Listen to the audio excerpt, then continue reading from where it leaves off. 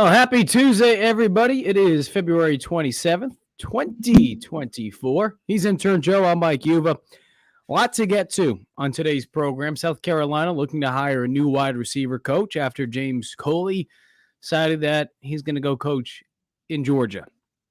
So we'll get into that. NFL Combine. It has started in Indianapolis. 5 Gamecocks are out there this week. We'll get into that as well. Spencer Rattler opting to throw at the Combine, something that quarterbacks we've grown accustomed to over the last couple of years. A lot of these guys deciding that, hey, I'm not going to throw. I'll do that at my own pro day. Rattler's saying, no, I'm going out there and I'm going to let it rip. So we'll get into that as well. And then anything else that you guys want to get into, because we are just, 3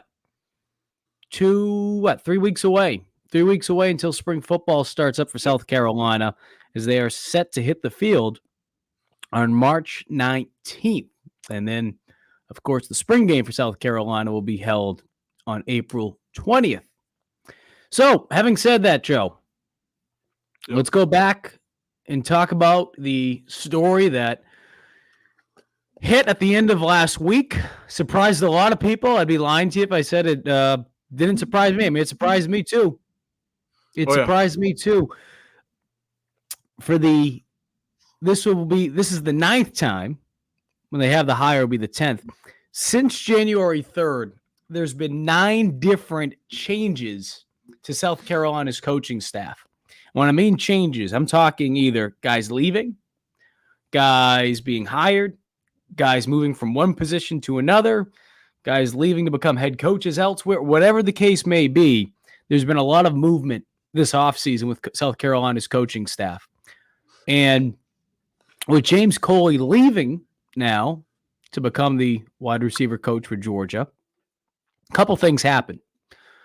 One, it leaves another hole on South Carolina's staff that needs to be filled. In addition to that, the $450,000 penalty for leaving early, South Carolina has made sure that Coley pays that. So South Carolina will make $450,000 for him leaving. But it also puts them in a situation now where you're going to be bringing in a new wide receiver coach. And again, going back to the beginning of January, this will be the 3rd different wide receiver coach that South Carolina has had in a span of not even 70 days, 60 days. So I say that because you see some of the reaction from players. I think Amazio Bennett took to social media. That's one that just stands out to me. But I saw a couple players took to social media, and they're kind of just caught off guard by all this. I mean, Justin Stepp's your wide receiver coach. He slides over to tight ends coach. James Coley comes in. Coley's gone now. Stepp's gone. So that's kind of where we stand right now, Joe, with all this. No, Mike, I mean, it's definitely a tough situation for South Carolina, right? We talked about a little bit before the walkthrough, but I just wanted to make sure I had everything right. But yeah, it's an unfortunate situation because UGA is a bigger dog here, and they come knocking, wanting for one of your coaches that you upgraded, right, at the wide receiver position. We know how Coach Stepp had been coaching these last couple. I'm willing to say the last 2 years just hasn't been the best version of himself. I'm sure he can agree with that. And then you go out, you try to upgrade with James Coley, a proven guy at the wide receiver position and just on coaching staffs in general. And, he leaves you at the altar, basically. Goes to a more powerhouse in Georgia. One thing I talked about on my show, one of the bigger things here is Georgia has 5 stars ready to go. Also, they do not have a talent problem at receiver. Now, South Carolina, if you look at South Carolina's wide receiver room, they have a bunch of transfer and then a couple new guys, a couple young new guys. You've got Nick Harbor is probably the most proven receiver in your room, right? And he's young. He just played out his freshman season, and we didn't see a whole lot of him until later. It took him a while to adjust. He had some injuries entering, last season as well, from the offseason. And then, But so, it's a really, really tough situation because, again, you get left because if South Carolina were the more attractive job, Coach Coley would have stayed, right? So it's a really hard situation where, and that's the nature of it, right? Too, we see, Chip Kelly taking offensive coordinator job at Ohio State, leaving a Big Ten job at UCLA to go be an offensive coordinator, right? This is just how it is nowadays, right? And so, obviously with as much turnover as you've had with Coach Beamer's staff, this hire needs to be a home run, and it needs to happen quickly because, as you mentioned, Mike, I mean, spring ball is coming up. It's coming up fast, and you need to have your coaching staff. Number one, it would be nice to have your receivers coach in the building, starting to form relationships with guys before you get off and going at full tilt for spring ball. So I do want to hit on one thing before we start getting into some names to keep an eye on for this position. Because I think naturally, with what we've seen from some people in this fan base, they feel like, hey, South Carolina wouldn't be in this boat if they didn't bring Coley in altogether, because you would have had Justin Stepp. Let me say it this way. The changes that took place this offseason, there were multiple reasons why. One, and Shane Beamer took to the podium and he shared why he wanted to do some of this. He wanted to have some new life in that wide receiver room. He felt like James Coley was going to be able to do that for them. Having said all that, for those of us who cover the team, and for you guys, me too, I mean, shoot, if you're a subscriber to Gamecock Central, you see it every day. And what's gone on over the last couple of years, there was a belief over the last 2 years, really, last two off seasons, that Stepp had 1 foot in and 1 foot out. So if you're Shane Beamer and you feel like you need a spark in that room, number one, but number two, you feel like one of your guys, he's kind of in and out, part of him wants to be here, part of him doesn't want to be here. And then he leaves, and obviously he wanted to coach wide receivers. I get that. But even coaching wide receivers, there was a belief that Stepp wanted to leave, that he wasn't happy with how some things were being handled internally. And that's not necessarily he had issues with Shane Beamer, but in terms of just the way some of the coaches gelled together. This took place over the last 2 years. So I say that to say, okay, even if Justin Stepp's here for another year, probably was going to be gone at the end of the season because he had been looking for other opportunities going back to the last 2 years. So I bring that up because I think there's just so many people that just want to look at me. Man, they push Stepp out. They push Stepp out. Look at the situation that they're in. Stepp was already on his way out. He was already on his way out well before this situation took place. Whether people want to believe it or not, he was already well on his way out. This just sped the process up. By moving him over to the tight end position, this just sped the process up. Now, having said all of that, when you look at where South Carolina is at, and Joe, you mentioned it, obviously in a perfect world, you want to be able to bring a guy in as quickly as possible. As quickly as possible. Because with spring practices set to begin in 3 weeks, you want a wide receiver coach that's going to be able to get in here and not just be able to coach up those guys, but be able to coach them up so that they're ready to go and understand the system. Because when you look at a lot of the uncertainties with this team, specifically the offense, if Sellers is the guy or not, you're going to have to coach up a new quarterback. You're going to have to get that room, and it starts with that room more than anyone, any position. You have to get that position up to speed. And if you have a lot of question marks at multiple positions, but especially in the wide receiver room, starting with the fact that you don't have a wide receiver coach that truly understands what you guys are trying to accomplish, that's a big problem. That's a big problem. So I don't equate it apples to apples to what we saw a year ago as far as the offensive line goes with injuries, where losing your left tackle in the spring game essentially negated a lot of the positive strides that you were able to make in the spring. Because now you head back into fall camp, and in a lot of ways, you were working at the bottom again because you don't have that left tackle there. This is a little different because you're going into spring football in this situation. And by then, of course, I think over the next week or so, South Carolina will have their guy. But in a lot of ways, this is going to be new. This is going to be new for not just a very, very young wide receiver room, but you're also going to be having a wide receiver coach who's going to get caught up and having to get caught up on what you guys are trying to do. So I think regardless of who you bring in there, you have to realize that I don't know how much we're going to really be able to learn about this wide receiver room this spring. I really don't. Simply because there's going to be a lot of growing pains with this room this spring. Not just from a player standpoint, but from a coaching standpoint now too. Yeah, Mike. I mean, it's going to be interesting to see what direction they go, right? You need to make it fast. The Sean Elliott hiring was fast, and we know he inquired about the job, right? But you don't have another Sean Elliott out there for all we know, right? Someone who was, in line for a job at South Carolina at some point.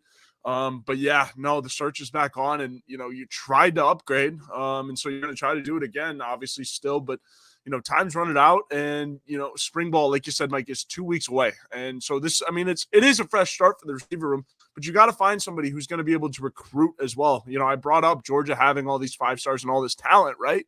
Well, you need to make it an attractive job to have in the first place, right? Because it's very easy to take a Georgia wide receiver coach and, all of the assets, and it's very easy to coach those guys, I'm sure.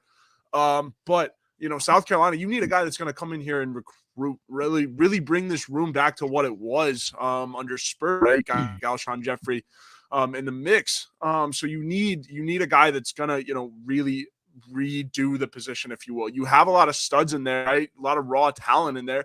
Now you just need to make them work together and compete against each other. Find the best ones, bring the best out of them, and then lay the foundation. You need consistency. Craig's comment, wide receivers feel like orphans. Yeah, I'm sure, right? All of the turnover and changeover, and then like you said, Mike, to your point, coach having 1 foot in, 1 foot out. I'm sure that doesn't feel great, right? So you need a consistent force in there who's just going to, stir the pot a little bit, but also get them to play together, compete against each other, right? And maximize the full potential out of everyone in this room. Yeah, and some of the names that we're going to start to see, I know Mike Fury, head coach at Limestone, is one name in particular that's been getting a lot of traction today. You can read a little bit more about it on Gamecock Central. But a guy that has been over at Limestone. I mean, he's coached there as a head coach 4 years. This is his second stint coaching over there. I want to make sure I have that correct because, like I said, he was there at one point, left, came back. So with Fury, head coach there since 2022. He was there from 16 to 17 as the head coach, but in between that period of 2018 to 2021, he was a wide receiver coach for the Chicago Bears. Before he was a head coach at Limestone in 2016. From 2013 to 2015, he was the wide receiver coach at Marshall. And then before that, he spent 2 years at Kentucky Christian as a head coach for the Knights, which is part of the NAIA level.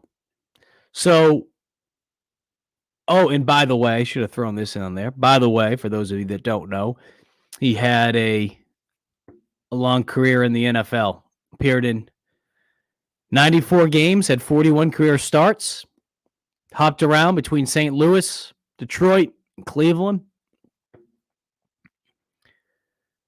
So the Cleveland Browns in 2009. My favorite part for anyone that remembers the old XFL days, he was part of the Las Vegas Outlaws. I think I have a hat in the attic somewhere. If anyone remembers, He Hate Me. Rod Smart, former Panthers running back, but he played for the Outlaws back in the day, the original XFL. So that's one name in particular that's been really picking up smoke, I'd say, since this morning. My colleague Wes Mitchell, he even posted something about it on the message board today. So that's a name that we'll continue to monitor. I've said this, and we'll wait for Joe to hop back on here with us because I want to ask Joe what his thoughts are. When you look at what South Carolina has on their coaching staff, everybody on that staff in some shape, way, or form, we've talked about this before. Everyone on that staff outside of Shane Beamer, but from an assistant coaching standpoint, everyone has either coached in the NFL or played in the NFL. Everyone has some type of connection with the NFL. So when you hear Mike Furry's name and the fact that obviously he played in the NFL for a handful of years, it would make sense. It would make sense. You'd also be bringing in a guy who has had a lot of success, especially the last 2 years at the Division II level, but he's been a head coach. And I've said this before, I don't care what level you're coaching at. When you're coaching college football and you're the head football coach, you have to do things, you experience things that other coaches on that staff, they just don't get. They don't understand. So naturally, people are going to look at that and they're going to be like, well, can he recruit? Oh, he's been recruiting from the Division II ranks. Don't have a lot of resources from the Division II ranks. And there's been a lot of talented coaches, especially it feels like the last couple of years, who have come from the Division II ranks and have had a lot of success in recent years. You know, I think about the job that Kurt Cignetti did over at James Madison, and Cignetti just got hired by Indiana. He's a guy that had success from the Division II ranks and climbed his way up. Bob Chesney, another one. He's actually replacing Cignetti at James Madison. I think of the job that Brian Kelly did at Grand Valley State nearly 20 years ago and how he worked his way up from the Division II ranks. And we're not even talking about a guy here that's going from, like, you know, we talked about Cignetti, we talked about Brian Kelly, we talk about Bob Chesney. These guys aren't necessarily, this situation is different in the sense that Furry's not going from being a head coach at the Division II ranks to being a head coach climbing up. No, he'd be a wide receiver coach in the SEC. So I just say that to say there's been a lot of examples the last couple of years in particular where guys have made the jump from D2. So that's why I wouldn't get so caught up about, well, it's D2. How can he do recruiting? It's, trust me, Division II, you have to recruit in ways that you don't have the resources. You don't. And I don't want to compare anybody to Pete Lembo, but Lembo came up from Division III, for crying out loud, and worked his way up. Group 5. Like it's two ends of the spectrum, right?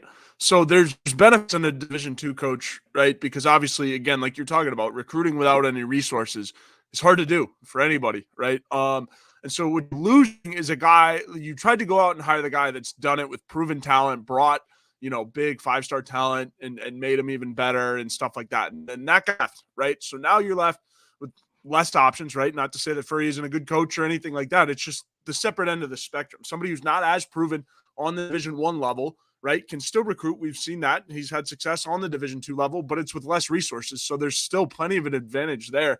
It's just the opposite, right, of what Coach Coley was, because Coach Coley was that big-time coach. He has a lot of big-time talent that he's produced and stuff like that. But then going the opposite direction with Murray, there's still a lot of advantages, with a coach like that, because again, like Mike, like you're saying, and also he's got some NFL experience as well. But when you have to recruit no resources, it's really, really, really darn hard. So, going from Coach Coley to Coach Furry is I wouldn't necessarily call it a downgrade necessarily, but it's just different, completely different ends of the spectrum in terms of recruiting and coaching. No question about it. So that's one name in particular. I see Robert Short asked, "Does Furry have any connections to South Carolina?" The only connections that he has, to my knowledge, is the fact that he's coached at Limestone for 1, 2, 3, 4 years. And I say 4 because, again, he was head coach in 2016 and 17 at the school. So, in his second stint as head coach, and they've done a real good job at Limestone. Obviously, we're not judging him by wins and losses because this is a positional job, but for those that are interested, they've gone 8-4 the last 2 years. They've been tied for first in the conference, and they've appeared in the NCAA tournament for Division II the last 2 years. So the more I've learned about him, he is certainly someone that has earned respect quickly in this state and has that NFL background. Now, a name that I mentioned the other day, because this is where we're at right now. There hasn't been, outside of Furry,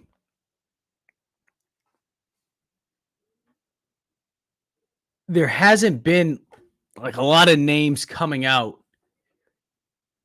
Fury, excuse me, as far as who South Carolina is looking at. Now, if you have been paying attention to a lot of these hirings this offseason by Shane Beamer, it's what it's looked like for most. There hasn't been a lot of names that are like seeping out saying, all right, there's 5 candidates, 6. Typically, it's been about 2 to 3, if that, at some positions. Some positions, like we mentioned with tight end, Sean Elliott, that one seemed like it was pretty much, okay, Elliott wants to come back, call it a day. So I say that to say, I don't expect there to be a bunch of names. Typically how these things go, even in a situation where South Carolina just made a hire, when you're the head coach, you're always constantly keeping A, B, C, D. Usually A, B, C. And what I mean by that is you have the guy that is currently there at whatever position. All right. So let's just, for the sake of conversation, you have James Coley as your wide receiver coach. Behind that, you have names in case something were to happen, in case you have to make a move. So Beamer has a list of guys.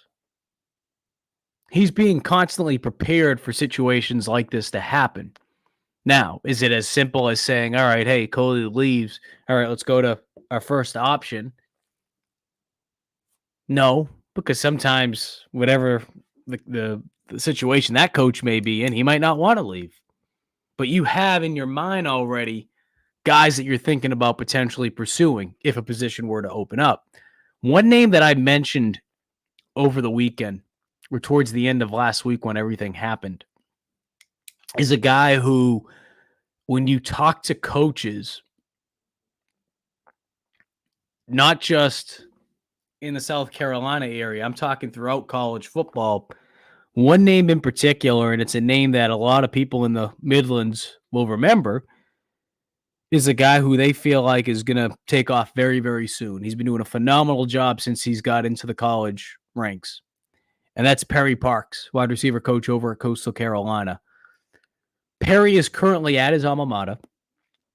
He's heading into his second year. Before that, he was over at Charlotte, where he did a phenomenal job at Charlotte, to a point where if you look at what Perry did at Charlotte, they had three of the top four wide receivers in program history. They were included for the watch list for the Wide Receiver of the Year award in 2022. And the things they did in Charlotte. And if you guys remember, in 2022, that year, South Carolina actually played the 49ers. And there was a lot of talk leading up to that game, how talented those wide receivers were. Now, obviously, as we all know, from a talent standpoint, they were only going to be able to do so much against South Carolina. But they still managed to have 213 yards receiving, 20 receptions, 3 touchdowns that game. Obviously, South Carolina ran away with that game that day. But I bring that up on top of some of the things that Jared Brown mentioned about him and how he helped grow his game. Because the thing about Parks is he's not just a good coach. He's not just someone that knows this area very well from coaching at Ridgeview High School for a number of years and coaching high school football before he made the climb up to the college ranks. He's a former walk-on wide receiver who went on to be a captain at Coastal Carolina. So I say that because he's someone that understands what the process is like. He understands the grind. He understands having to put the work in. And again, going from walk-on to captain, that sums up who Perry Parks is. So whether South Carolina even gives him a call during all this, we'll wait and see if that's the case. But he is a name, whether it's South Carolina this time around, whether it's South Carolina in the future, whether it's a college program out there in general, a Power 5, it's only a matter of time before he gets a phone call because he's too damn talented. So that's why I threw that name out there the other day with Perry Parks.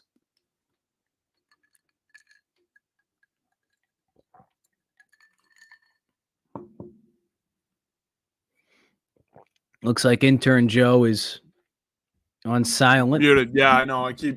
My mic. I think it would certainly be an upgrade. Coming from Coastal, knows Power 5 football, right? Or big time football, big time college football at Coastal. They've played a lot of big games over there. So yeah, I mean, I think you just need a coach, right? You need a coach at this position, and as soon as possible, because again, spring football's right around the corner. So do it as quickly as possible. Get some kind of right fit in there. I know it's not going to be as good a fit as Coach Coley was, but you do what you can. Well, the big thing about Coley is we heard so much, not just about what he was able to do, whether it be at places like Florida State, whether it be at places like Georgia, his first stint, as he goes back for a second stint with the Bulldogs. He's been able to really develop wide receivers. But on top of that, we heard a lot about what he was able to do from a recruiting standpoint and the opportunities that Beamer was hoping that he'd be able to create here, especially being able to go into places like Florida or even places like Texas because of his time out there coaching the Aggies. So, yeah, I mean, you lose that, it stinks. But at the same time, too, that doesn't mean every door is shut now with those two places. I think it challenges South Carolina to have to go out there and be able to do things in a more organic way. But as we've seen before, those things can happen. You just need to be able to have the right coach that understands that. I mean, I feel like we've definitely talked about this with Joe DeCamillis. People, I feel like the biggest question for him, I think some people still have it, and I understand. Okay, he has over 3 decades worth of experience of coaching in the NFL. What can he do from a recruiting standpoint? I understand that. Sterling Lucas, though, before he arrived here, he didn't have the experience of a recruiter, and he has become arguably South Carolina's best recruiter. So, patience sometimes with when we're talking about being able to look at some of these coaches from a recruiting standpoint. I think people understand what Sean Elliott's going to be able to bring here. Yeah. What Sean Elliott's going to be able to bring to the table. So who they bring in as a wide receiver coach, obviously it starts with development, but I think a lot of people want to see production from a recruiting standpoint. What I would say to that is just patience on that. That's not to say they're not going to find someone that won't be able to recruit their face off. I feel like you have to be able to do that in today's era, because if you don't, you're not going to stick around long in this business, especially this area. So we will see. We will wait and see. South Carolina, of course, this is day 4, day 5 now. I mean, I expect this to be a fairly quick hire, simply because, as Joe alluded to before, you're running out of time as far as spring football is concerned. You want to be able to get things going as quickly as possible. And while other teams, I mean, obviously Sean Elliott's situation was unique in the sense that they were just beginning spring practices. But even if teams out there are beginning spring practices, whether they're a head coach, we were talking about with Furry, right? Or talking about a positional coach somewhere else, and you're trying to bring them in to be the wide receiver coach. The thing about it is, with South Carolina, you're gonna have to probably bring someone in that is getting ready for their spring practices. I mean, it's part of the game. I mean, it sucks, but you know what? This is a Power 5 school, and I'm sure there's going to be many coaches out there that would love the opportunity to coach here. So I don't think it's going to be pulling teeth necessarily to get someone here. It's about finding that fit. And as Beamer has mentioned many, many times before, he has a certain vision that he wants for this program. And being able to find that fit, it comes down to what he envisions. So a lot of talented coaches out there. There's no question about that. But we'll wait and see who the Gamecocks are able to bring in. Having said all that, Joe, the NFL Combine out in Indianapolis started up yesterday. Mm-hmm. Tomorrow, we will see the players take to the field for their first workout portion. And the way that that's broken down, tomorrow you'll have the defensive line and linebackers. Day after that, defensive backs and tight ends. On Saturday, Spencer Rattler, Xavier Luedecke, and the running backs, QBs, wideouts, and running backs. They'll take the field. And then offensive line, place kickers, and specialists, they will work out on Sunday. So, having said all that, obviously the big story from a Gamecock standpoint are the 5, because there's 5 players that are invited to the Combines this year. Spencer Rattler, Xavier Luedecke, Trey Knox, Nick Gargiulo, and Marcellus Dial. Of the 5, Rattler is certainly the one that has been grabbing the headlines. Xavier Luedecke, to me, though, will be the first Gamecock drafted. Yeah, I think because of what he was able to prove this year, and when we're talking about the draft, we're talking about projections, right? Where could you project a player to be? And when you look at the measurements from Luedecke and the speed and everything just goes well together. But I still think what Rattler can do this week, I think he's going to impress a lot of scouts when it comes down to being able to get on the whiteboard, right? If there's anyone that has any issues with him from a character standpoint, if for whatever reason, and I'm sure there's some teams still out there that have fears, it's just natural, right? Those will go out the window quickly. But just being able to get him on the whiteboard, I think what teams are going to be more impressed by than anything is that you have a guy that truly is NFL ready. Having an opportunity to work with Dal Loggins for a year, the experience of being able to work with a former NFL offensive coordinator, I think that's going to show more than anything. So to me, Rattler, of course, he's going to throw. Some quarterbacks decide not to at the combine. They decide to wait and throw at their own pro day. To me, the biggest thing, though, yeah, that's nice. But to me, the biggest thing for Rattler this week is going to be sitting down with scouts and having a chance to talk X's and O's on the whiteboard. I think that's where he's going to be able to truly raise his draft stock, Joe. Yeah, no, I would agree. I think obviously, like you mentioned, Mike, Xavier Legette is kind of the highest target out of all the South Carolina players. But then I also think Spencer Rattler also has a really good high ceiling. It's like you said, I agree with the point that, he's going to be impressing. I think he'll impress on the field, but more so just kind of with his maturity and the ability to dissect play calls and knowing the offense, is Spencer's best ability. So, really interested to see what these guys can throw down at the NFL Combine. It's perfect time for these guys to, really show out before their pro day. I expect nothing else from South Carolina's guys. Nick Gargiulo is in the names, heading to Indy as well. So, a chance for him to put on in front of the NFL scouts as well. So, a lot of guys having the opportunity. Obviously, you want to see Rattler and Legette do well because they're probably the two highest picked Carolina Gamecocks. But we'll see, Mike. I think it'll be a good week for all the guys down there in Indy or there in Indy. Yeah. So today, what's taking place with defensive linemen and linebackers,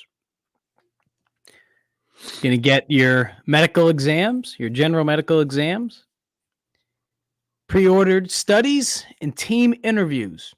Now, when you have team interviews, when you're meeting with teams, that doesn't mean you don't have an opportunity to go meet with a scout or a team later on in the week. I remember when I went to the combine, and this was the year I covered it, the year Jadeveon Clowney was coming out.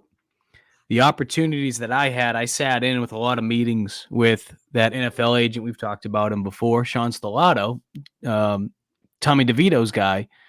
And I remember being in those meetings because I was learning what was, how everything was from a business standpoint and all the behind the scenes stuff. And I mean, scouts are constantly speaking with agents throughout the week.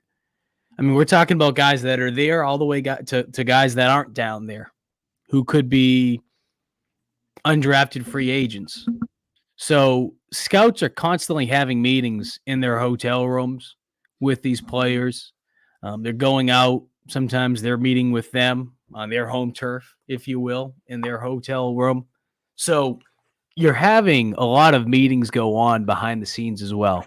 It's not just necessarily, okay, this is the day that defensive linemen and is it linebackers we said?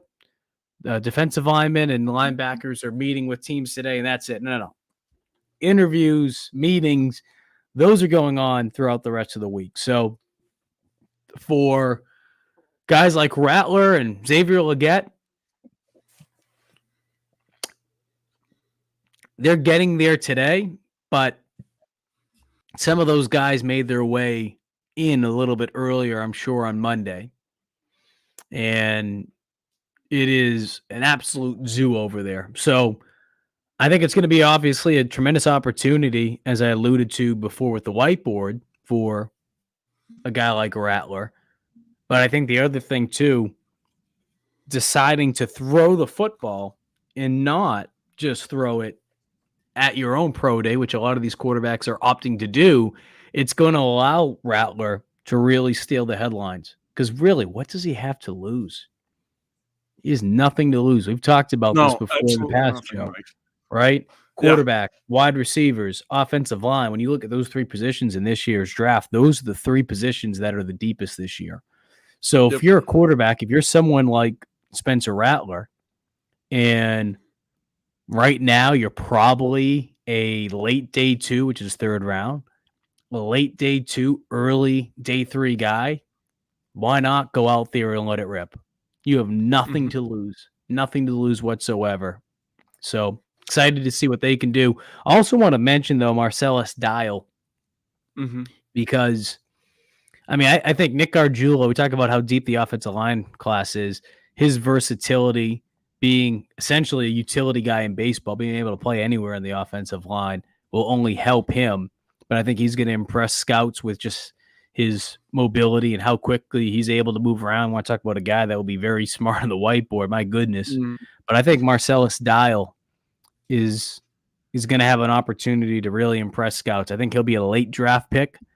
Trey Knox, his body size, when you think of the way that position continues to evolve, the tight end position, and just how it's a hybrid position more than anything, his big thing is just being able to be healthy. When he's healthy, he's special. There's no question about it. So, bunch of guys that certainly will have an opportunity to impress scouts this week. If have noticed in the past, because they haven't announced it yet, when pro day will be for South Carolina, typically it's around that second week, midweek, around the midway point of March. I think last year was around like the 13th, but we've seen around the 15th before in the past too. That's when I would expect that to be. I would expect South Carolina to announce that next week once we get through the mayhem that is the NFL Combine. So when that is announced, we will get that out to you guys because obviously there'll be more players that will be taking part in that. We've seen players who weren't invited to the NFL Combine the last couple of years, and they have gone on to do some pretty damn good things, right? Whether it be guys that have got drafted. I mean, you look at Kevin Harris with the Patriots, you look at Nick Muse with the Vikings. I mean, you don't have to get invited to the NFL Combine to be drafted. Never mind the fact of having a successful NFL career. So plenty of NFL talk over the next couple weeks. That's for sure. Before we wrap things up, though, Joe, let's hit some ads. Liberty Tax. Yeah, Mike, tax ID is an uncertain feeling you get right before doing your taxes, but you don't have to go through it alone. The tax team at Liberty Tax, Irmo, Lexington, and Columbia will walk you through the process, clear up any confusion, and guarantee you'll get the biggest possible refund or your money back. It's tax time if you're in a hurry for your refund. Call on the tax team at Liberty Tax. They're fast, accurate, and guaranteed. On the other hand, if you think you might be owing Uncle Sam, talk to the Liberty Tax team to make sure you're not paying more than you should owe. Find every possible deduction for you. Locally owned and operated, staffed by tax professionals from your neighborhood. Open 9 on weekdays and 9 to 5 on Saturdays with multiple service options. Start through the Liberty Tax mobile app or through the desktop portal. Make an appointment or just walk in. Give a call to upload your tax documents. When you come in, your return will be ready to review and sign. Give them a call on your screen right now. And for those listening, 803-462-5576. Once again, 803-462-5576 for all of your tax needs this tax season, Mike. Yes, and today's show is also brought to you by our good friend, Clint Hammond over at Movement Mortgage. If you're in the process right now of purchasing a home, you understand that for the last really 2 years, it's been an absolute mess. Well, Clint and his team do an outstanding job of being able to locate the lowest rate on the market for you and answer any of your questions to make the purchasing home process for you a breeze, the same way they did for our very own Wes Mitchell, as well as former Gamecock quarterback and captain Perry Orth. Give Clint a call at 803-771-6933. Martin says, I missed the show. It's all good, Martin. If you missed the show today, or you want to go back and watch any of our show from earlier, you can head on over to the Gamecock Central YouTube page where you can watch this show in its entirety. Or if you're a podcast listener, head on over to the Gamecock Central Podcast Network and you can listen to that show as well. I know Maddox keeps asking, anything more on Mike? Well, we had it all in there for you, Maddox. So head on over. You can be able to find that, and you'll be able to get caught up on everything that we've been able to say today, from coaching hire or potential coaching hires at the wide receiver position, thoughts on everything that's took place over the last couple of days, as well as NFL draft talk in the NFL Combine as the Gamecock 5. The Gamecock 5, they're out there in Indy looking to raise their draft stock this week. Appreciate everyone that tuned in today. He's Intern Joe. I'm Mike Yuba. Appreciate everyone. We will do it again on Thursday for GC Live Afternoon Drive. Enjoy the rest of your Tuesday and enjoy the rest of your week.